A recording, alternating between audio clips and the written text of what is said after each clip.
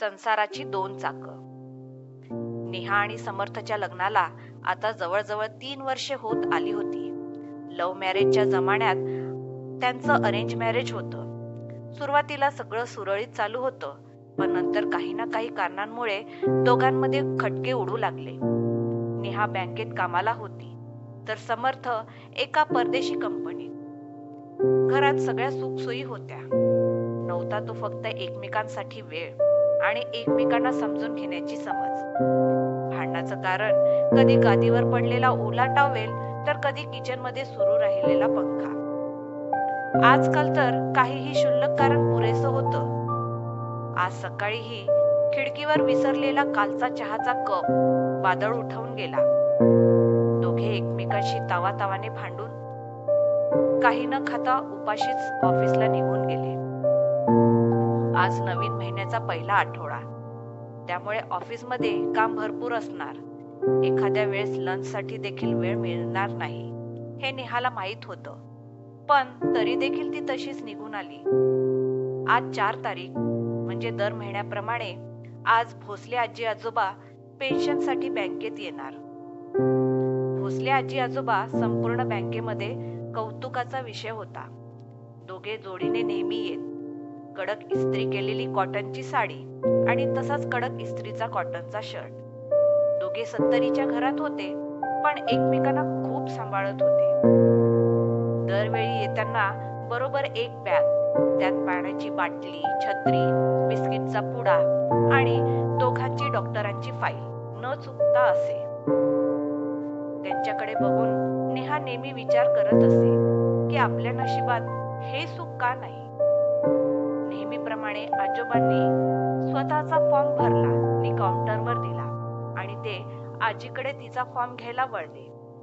नेहमीप्रमाणे आजी रिकामा फॉर्म घेऊन तशाच उभ्या होत्या. अगं, काय हे? एक साधा फॉर्म भरता येत नाही तुला?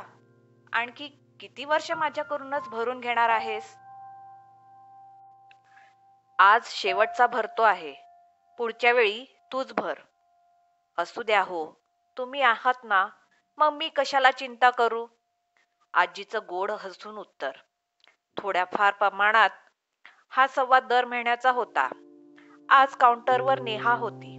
नेहाच्या हातात फॉर्म देत, बावळट आहेस, आजोबा पुटपुटले आणि आजी लाजली. इथेच थांब, मी मॅनेजरला भेटून येतो. जाऊ नकोस कुठे, हरवशील, वेंदळी आहेस तू, असं म्हणत आजोबा केबिनकडे निघाले. आजी, अहो इतके बोलतात आजोबा, तर शिकून घ्यायचा ना फॉर्म भरायला. त्यात काहीच कठीण नाही, नेहा बोलली. आजी हसली आणि म्हणाली, अगं मला येतो फॉर्म भरता, पण मला तो येत नाही म्हणून यांची होणारी ती प्रेमळ चिडचिड मला आवडते. मी एकटी सगळं करू शकते, पण मी ते करू शकत नाही, म्हणून हे जे जबाबदारीने करतात ना, ते मला आवडतं. ह्या वयात आपल्यावर कोणीतरी अवलंबून आहे हा विचार त्यांचा अहंकार सुखावतो आणि मग ते स्वतःची काळजी घेतात. मला ते हवं आहे. संसारात दोघांनाही दोघांची गरज असते. एक चाक अडकलं तर दुसऱ्या चाकाने आणखी थोडा जोर लावून गाडी ओढायची असते. केबिन मधून आजोबा बाहेर आले आणि आजी त्यांच्या पाठीमागे चालू लागली. दाराशी येत, इथेच थांब, मी रिक्षा घेऊन येतो, म्हणून आजोबा निघाले आणि आजीने त्यांना मागून हाक मारून छत्री हातात दिली. सगळा प्रसंग गोड होता. किती प्रेम आहे ना आजींचं आजोबांवर. बाजूला बसलेल्या सीमाला नेहा म्हणाली, अगं दोघांचं बोल. आजीला उन्हाचा त्रास होतो म्हणून भोसले आजोबा त्यांना इथेच थांबवून चालत जाऊन रिक्षा घेऊन येतात. नेहमी बॅगेमध्ये कोकम सरबताची बाटली घेऊन फिरतात. खूप काळजी घेतात ते एकमेकांची. नेहाला सकाळी घडलेला प्रसंग आठवला. समर्थने काल लवकर आला तेव्हा दोघांसाठी चहा करून ठेवला होता आणि तो जेव्हा जेव्हा लवकर यायचा तेव्हा तेव्हा करत होता. आज समर्थशी शांतपणे बोलायचं नेहाने ठरवलं. तिने समर्थला फोन लावला आणि विचारले, काही खाल्लंस का? नाही ग, एक महत्वाची मीटिंग आहे. तू काही खाल्लंस की नाही? नाही रे. चल, काम होत राहतील, काहीतरी खाऊन घे. उपाशी काम करत बसू नको, मीही ब्रेक घेते. संध्याकाळी जेवायला बाहेर जायचं ठरवून नेहाने फोन ठेवला. हळूहळू का होईना दोघांमध्ये वादाच्या जागी संवाद होऊ लागला.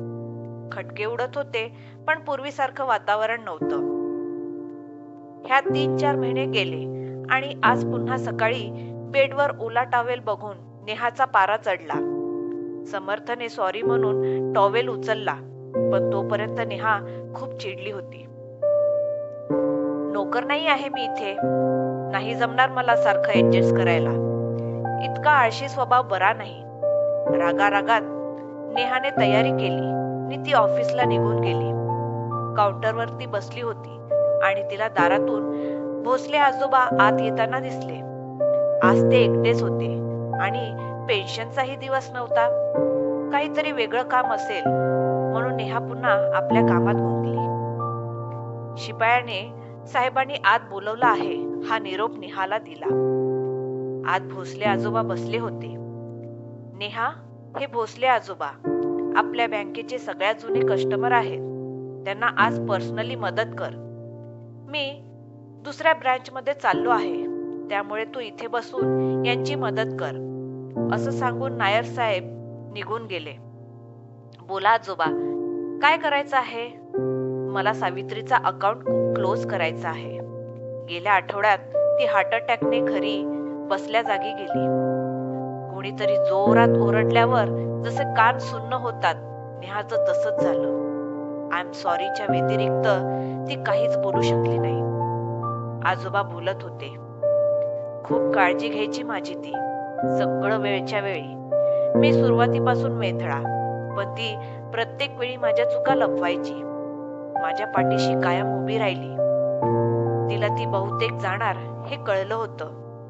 आजपर्यंत तिला कित्येक वेळा मी जेवणासाठी बाई ठेवू असं सुचवलं होतं, पण तिने कधीच ऐकले नाही. पण एक 15 दिवसापूर्वी तिने जेवणासाठी बाई ठेवली. तिला मला लागतं तसं जेवण शिकवलं. मी तिला चिडवलं देखील की भोसलेबाई आता बसल्या जागी ऑर्डर देणार. आजोबांनी डोळ्यांना रुमाल लावला. नेहालाही रडू आवरलं नाही. फॉर्मॅलिटीज पूर्ण करून आजोबा निघून गेले. नेहाचं लक्ष फोनकडे गेलं. समर्थचा मेसेज स्क्रीनवर डिस्प्ले होत होता. सॉरी नेहा, मी आज पुन्हा टॉवेल विसरलो. मी परत असं करणार नाही. पण यार तू त्यामुळे काही न खाता ऑफिसला निघून जाऊ नकोस. मला फार वाईट वाटलं. प्लीज असं करू नको. माझे आजवर खूप लाड झाले आहेत, त्यामुळेच मी बिघडलो. पण मी स्वतःला बदलण्याचा प्रयत्न करतोय. मला थोडा वेळ दे. मी कधीच तुला सांगितले नाही, पण तू मला माझ्या जीवनात कायमची हवी आहेस. तुझ्या एवढे मला कोणी समजून घेऊ शकत नाही नेहा.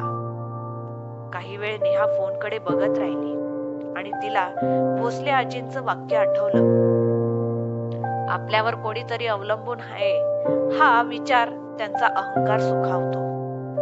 संसारात दोघांनाही एकमेकांची गरज असते. एक चाक अडकलं तर दुसऱ्या चाकाने आणखी थोडा जोर लावून गाडी ओढायची असते. नेहाने रिप्लाय केला, मला माफ कर. मी सुद्धा वेळोवेळी माझे नियंत्रण गमावते. मी त्यावर काम करण्याचा देखील प्रयत्न करेन. तू सुद्धा मला त्यासाठी वेळ दे. मला सुद्धा नेहमी वाटते की तू माझ्या आयुष्यात कायमच असावे. तू माझा सपोर्ट सिस्टीम आहेस आणि आपण दोघे एकमेकांना समजून घेण्याचा प्रयत्न करू. या प्रसंगावरून आपल्याला असे लक्षात येते की तात्विक भांडण सर्वांशीच होते, पण राग कायम कुणाशीच ठेवू नये. खरं तर मतभेद एकमेकांशी असू शकतात, जरूर असावे, पण मनात कायम भेद ठेवू नये. एखाद्याशी वाद घालावा, पण वादावादी न करता क्षणात सुसंवाद साधावा. अहंकार हाच या सर्वांचा मूळ असतो. तो विनाकारण बागडून जगू नये. शेवटी मृत्यू हे सुंदर शाश्वत वास्तव आहे. त्याचे स्मरण असावे, भय नसावे. कारण जन्माला आलोय ते गेलेले दिवस मोजण्यासाठी नाही, तर उरलेल्या दिवसांचा आनंद घेण्यासाठी. त्याचे स्मरण ठेवूया. आपण किती आनंदात आहोत त्यापेक्षा आपल्यामुळे किती जण आनंदात आहेत याला खूप महत्व आहे. एक हृदय घेऊन आलोय, जाताना लाखो हृदयात जागा करून जाता आलं पाहिजे. क्षमा मागा, क्षमा करा. प्रेम द्या, प्रेम घ्या. खरंय ना? धन्यवाद.